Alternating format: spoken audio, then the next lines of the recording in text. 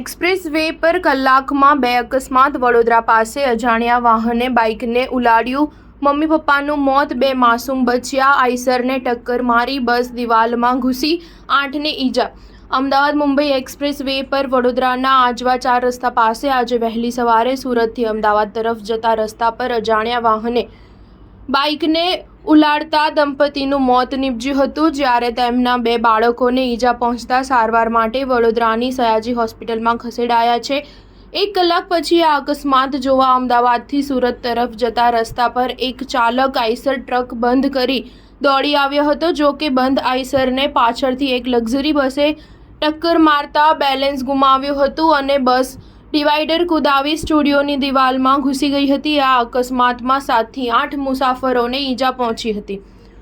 પહેલા અકસ્માતમાં અજાણ્યા વાહને બાઇકને ટક્કર મારતા મા બાપનું મોત થયું હતું, જ્યારે તેમના 2 માસૂમ બાળકોના એવા દૃશ્યો સામે આવ્યા છે કે ભલભલાને કંપારી છૂટી જાય। એક તસવીરમાં તો માતાના મૃતદેહની બાજુમાં ઈજાગ્રસ્ત તેનો લાડકવાયો પુત્ર જોવા મળે છે। આ દૃશ્ય જોઈ લોકોની આંખમાં આંસુ આવી ગયા હતા, જ્યારે બીજી એક તસવીર છે એમાં તો બાળકો 108 એમ્બ્યુલન્સમાં સારવાર લેતા જોવા મળી રહ્યા છે। ત્રીજી તસવીરમાં બાઇક ચાલક યુવાનના માથાના કુરચે કુચરા નીકળી ગયા હોય તેવું જોવા મળી રહ્યું છે। અકસ્માતનો ભોગ બનેલા લક્ઝરી બસના તમામ મુસાફરો રાજસ્થાનથી સુરત તરફ જઈ રહ્યા હતા। આઈસરને ઈજા પહોંચતા હોસ્પિટલમાં સારવાર માટે ખસેડવામાં આવ્યો છે, જ્યારે ખાનગી બસના ડ્રાઈવરને પણ સારવાર આપવામાં આવી હતી। સ્ટાર ન્યૂઝ 7 હંમેશા સચ્ચાઈની સાથે।